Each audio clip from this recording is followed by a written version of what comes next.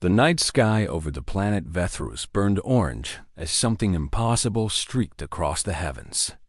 King Zorath IX stood on his balcony, his four eyes widening with terror as the blazing object screamed through the atmosphere.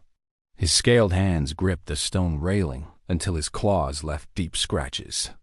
The court prophets had warned him of this day. They had spoken of fire falling from the void, of metal birds that would herald the end of his dynasty.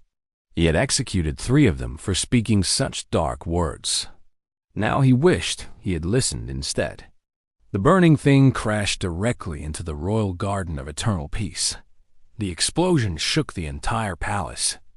Windows shattered across 7 towers. Servants screamed and ran through the corridors. Soldiers drew their weapons but had no enemy to fight. Zorath watched the flames rise from the garden that his ancestors had tended for 3,000 years. Ancient trees that had witnessed the crowning of 12 kings now burned like torches in the night. General Krath arrived within minutes, his armor still being fastened by terrified attendants. He knelt before the king with his head bowed low. His voice trembled when he spoke. He reported that scouts had approached the crash site. Something had survived inside the burning wreckage. Something was moving in the flames. Zorath felt his heart stop. Both of them simply ceased beating for a long moment. The prophecies spoke of demons that walked through fire without burning. They spoke of creatures from beyond the stars who felt no pain and knew no fear. His grandmother had told him stories of the firewalkers when he was young. He had thought them myths to frighten children. Now a firewalker had fallen into his garden. The king ordered 500 soldiers to surround the crash site. He commanded the priests to bring sacred water and blessed weapons. He sent messengers to wake every noble in the capital. If this was truly the end of the Zorath dynasty, then all would witness it together.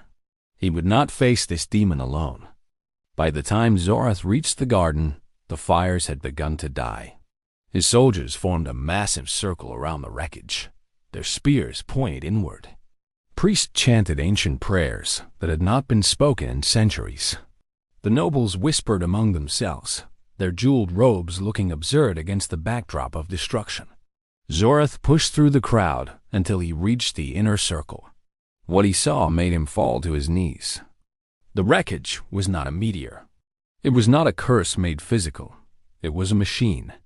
A vessel of metal and glass, twisted and broken by the impact. Strange symbols covered its surface in a language no Vethrushian had ever seen. Lights still flickered weakly inside, casting eerie shadows through the smoke.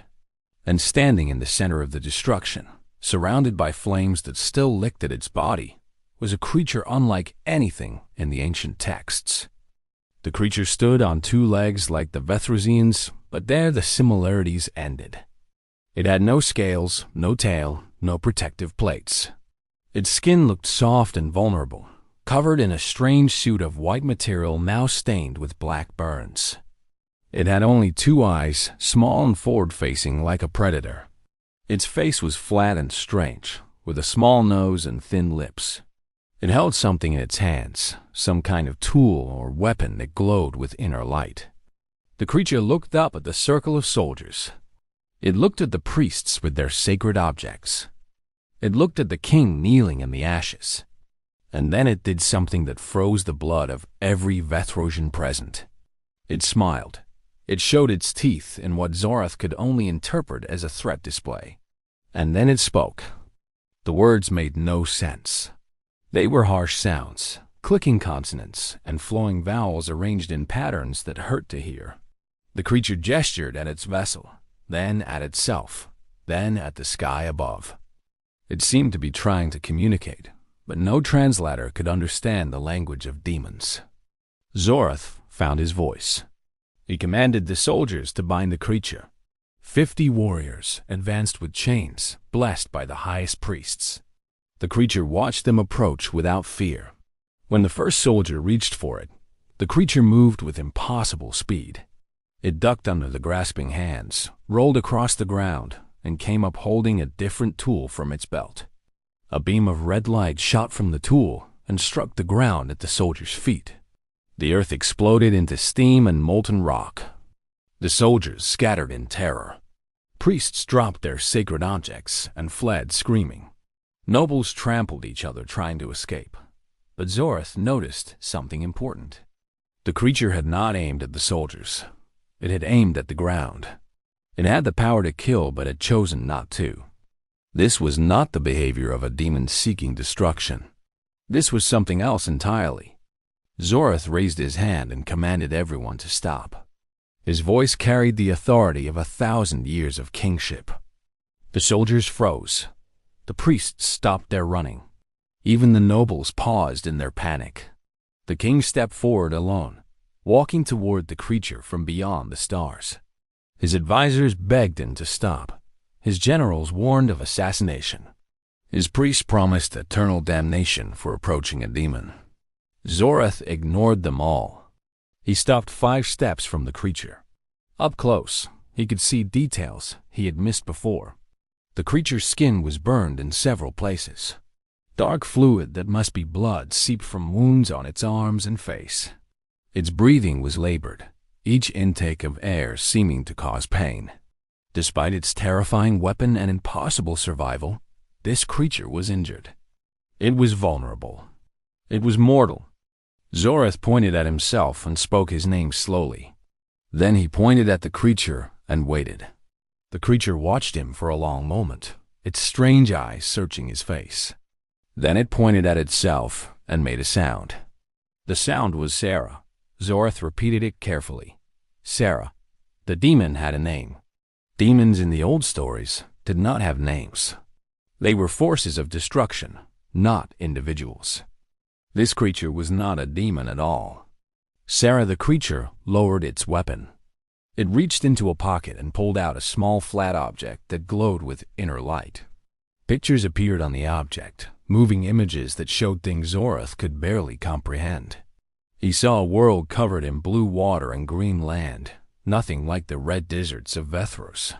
He saw cities of impossible height, towers that touched the clouds. He saw millions of creatures like Sarah, living and working and laughing together. He saw vessels like the one that had crashed, but whole and beautiful, rising from the ground into the sky. Sarah pointed at the images, then pointed up at the stars.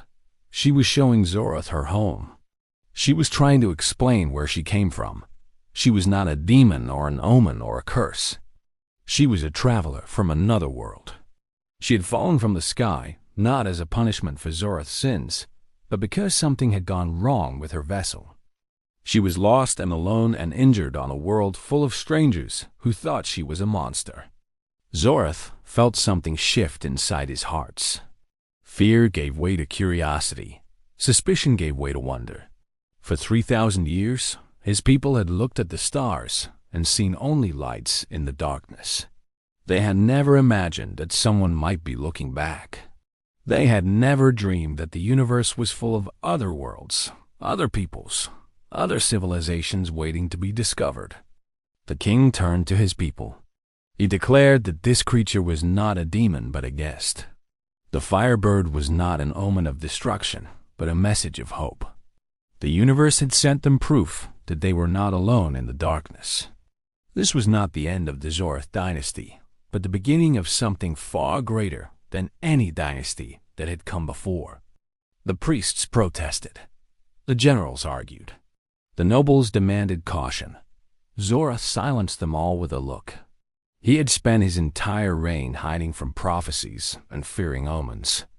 He had executed those who spoke of change and imprisoned those who dreamed of progress. He had kept his people small and afraid because he himself was small and afraid. No more. He commanded that the creature Sarah be given the finest healers in the kingdom. He ordered scholars to study her vessel and learn its secrets. He established a new ministry dedicated to understanding the beings from beyond the stars. He declared that any who harmed Sarah or her kind would face the royal executioner. The creature from beyond the stars would be protected by the full power of the throne. In the weeks that followed, Zorath visited Sarah every day. He watched as she slowly healed from her injuries. He observed as she learned the Vethrusian language with remarkable speed. He listened as she explained the wonders of her world, a place called Earth, home to a species called humans. He learned that humans had conquered their own planet long ago and now traveled between the stars in great vessels. He learned that they had visited hundreds of worlds, but had never found another intelligent species. Until now. Sarah explained that her vessel had suffered a failure while exploring the outer reaches of the galaxy. She had crashed on Vethros by pure chance. Her people did not know where she was.